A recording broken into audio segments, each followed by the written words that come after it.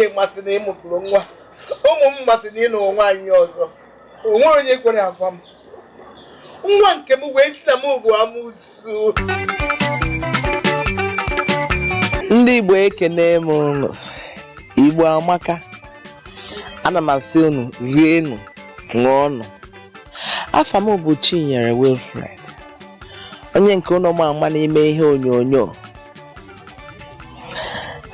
Esi m na Anambra State. Abụ m onye Anambra, mana anọ m di n'Imo State. So aga m asị na onye Imo ka m bụ kịta. Mụ na di m na-ebikwa n'udo. Anyị amụgo ụmụ, anyị ji ụmụ na-atọ, ụmụ nwoke na-atọ.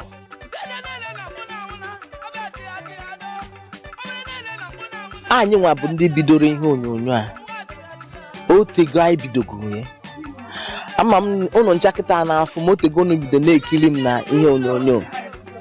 Ebido m ihe a oge about 20 something years now. Biko na-ewe n'igo ya. Ụfọdụ onwe ife ụfọdụ m agaghị ekwu n'Igbo, ọ bụkwa na m ama akwụ ya, mana agaghị m echite nwe ya nkịta, njite m ga-ekwu ya. So about 20 something years nji bido ihe onyonyo a. And anyị bidoro ya oge emelụ Taboo.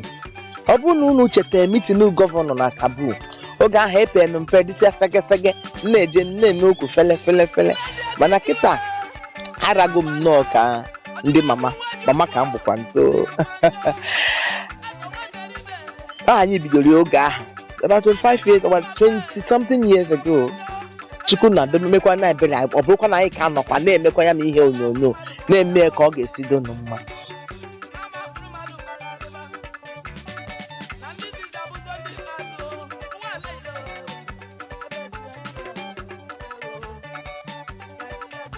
Ihe onyonyo izizi mmere bụ ihe nke izizi mmere bụ Taboo. Anọ ntabụ nke izizi ahụ bụkwa nke wepụtara m. Ebu ụzọ mee Circle of Doom. Mmecha Circle of Doom mmekwa Taboo. Taboo ahụ ọ bụrụ na unu ga-elotie m ndị watch film oge ahụ. Andy Kenneth Okonkwo bụ Andy Okeke nọ na film ahụ.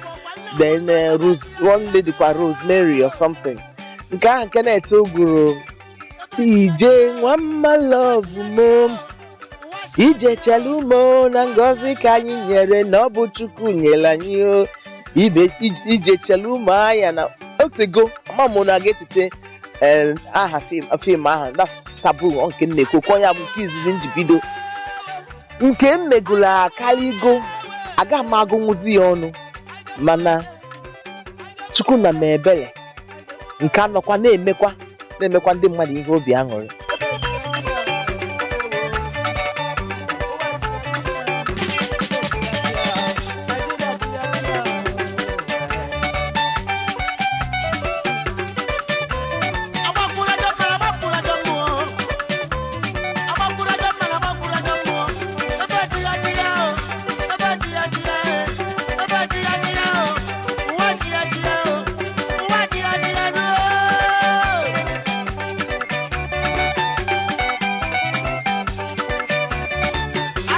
Kamera eji eme oge ahụ na nke anyị ji eme kịta has improved.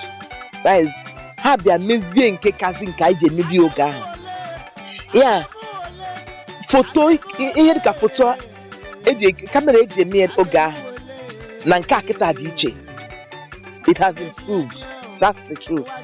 The picture quality anyị nwebe oge ahụ, ihe anyị nwere kịta ya. Mana ihe m ga-like, ndị m ga-like akpọghachi bụ ndị a na-emebu fim mbụ, ndị bidoro fim a.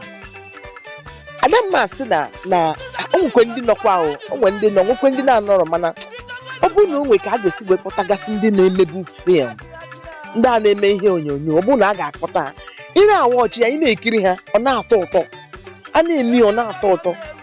Mana ihe anyị na-emezi kịta, anyway, aga masị na ọ dịghị mma, ọ dịkwa mma mana ọ kafọlụ. Ndị nọkwa kịta na-agbani, ha na-agbani ka ike ha ara, mana a sị na ofe mama anyị si, iri ofe mama anyị si na ọ na-aka nke a na-eri n'ilo mma. Chali Chileke.